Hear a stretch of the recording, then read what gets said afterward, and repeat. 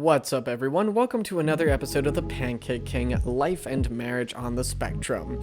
I'm your host, Forrest, and this time I wanted to go more in depth about a movie I just recently saw called The Unbreakable Boy. I uploaded an out-of-theater reaction not too long ago, and I went into the movie and what I did and didn't like about it, but now I wanted to go into it a bit more, dissecting the ways the movie portrays autism and whether or not the movie had anything to say about the spectrum. In my initial out-of-theater review, I was admittedly harsh on it. I wasn't a huge fan of the movie itself and the basic ways that it tackled the subject of autism. Upon giving it a little more thought, my opinions on the movie have changed somewhat. So let's dive into this movie again and see what we can find out. I'm going to stand by what I said in my initial review about the film's central focus. The film is not about the autistic boy, Austin, despite the fact that this movie is narrated by him. It's about his father, Scott, and the struggle that he goes through, not just in raising his son, but his addiction with alcohol as well. I didn't find that part of the movie to be as interesting or as engaging as Austin's part of the story. The sad part is that Austin is not in this movie as much as the trailers would lead you to believe. The actor who played Austin, Jacob Laval, is really good, and I think it's crazy that they shot this movie in 2020 and that he had to wait half a decade in his life for the movie to come out, because he's 17 now and much taller than he is in the movie. His performance in the movie was excellent, and he plays Austin in a way that is likable and with a clear desire to honor the family that the movie is a tribute to. There were even moments where he made me chuckle and moments where he made me feel something. It was a glimpse, but only a glimpse, at what a movie about someone on the autism spectrum can look like. There was nothing wrong with Jacob's performance, nor is what's here about him necessarily bad. The problem is that the movie sidelines the character of Austin to the point where it feels like the movie doesn't need him at all to tell this story, at least not in the way that he's presented. This is a movie about a man trying to be a better husband and father, fighting with self-doubt and his alcohol addiction. The fact that Austin is on the autism spectrum feels irrelevant. It could have been any kind of child with issues, and the story would not have been affected at all. It wouldn't have changed anything. On top of that, I felt like the movie was too shy to let Austin be in more of the movie. This could have been a very powerful movie if it was focused more on the relationship between the father, Scott, and his son, Austin. It was what the trailers and posters promised, but it was as if the movie itself was afraid to commit. For what reason, I don't know, but it does make me think about the way Hollywood approaches the subject of autism. We've seen many strides by Hollywood in the last several decades to better integrate different cultures and lifestyles into movies and TV, but for some reason, autistic representation has been scant.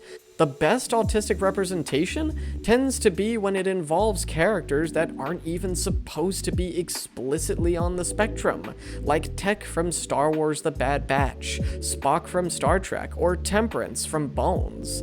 I, of course, wasn't part of the conversations between the producers of the film and Scott's family, but I couldn't shake the feeling while watching this movie that the writers jotted down some very basic traits about autism and just ran with those instead of making it a priority to explore autism in a deeper, more profound way. There are some good lines here and there said by Austin that I appreciated. Sometimes sad moments can feel happy, and sometimes happy moments can feel sad was probably my favorite line in the movie, because there is absolutely some truth to that.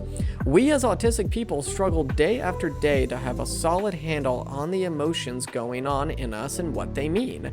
We're not always emotionally on the same page with other people when we have every reason to be, logically and rationally. We don't always feel happy during times when we have every reason to be, and when we're supposed to feel sad, sometimes we feel nothing. One of my issues with the way Austin was written was that the movie would decide to tackle a trait that's identified with autism, spend a moment with it, then move on to the next trait and never come back to the last trait again, even though that would make sense. The things autistic people do isn't just something that pops up once and then goes away. There's a repetition to it. Repetition isn't just reserved for body movements or physical tics.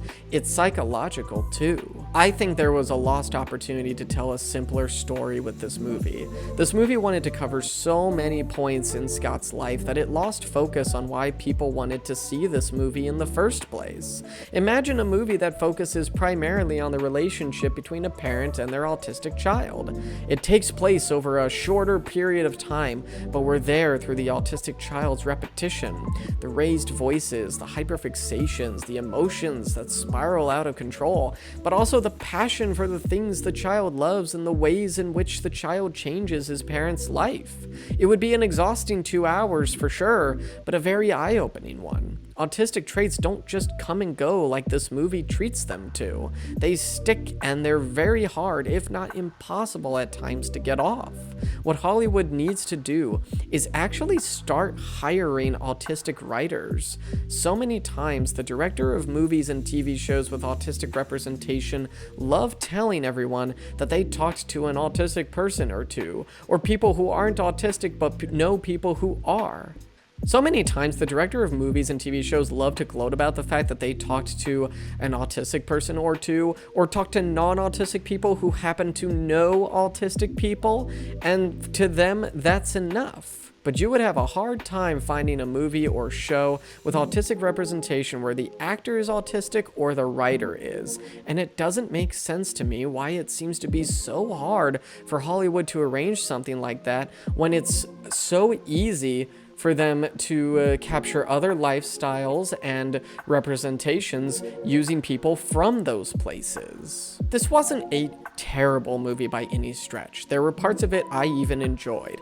Everyone turns in good performances. Zachary Levi as Scott in particular turns in an excellent performance, and Jacob Laval as Austin, again, is great. There are a few good jokes that land, and I think some parents will really enjoy it for how much they can relate to certain aspects of it.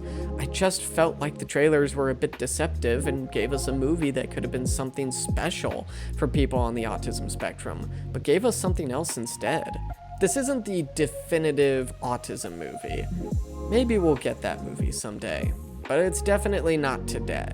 Thank you for watching and listening. If you disagree with my points, please sound off in the comments below if you're watching this on YouTube, and I would love to get your opinion on it. If you liked this and want more like it, please like and subscribe, and I will see you next time. Bye.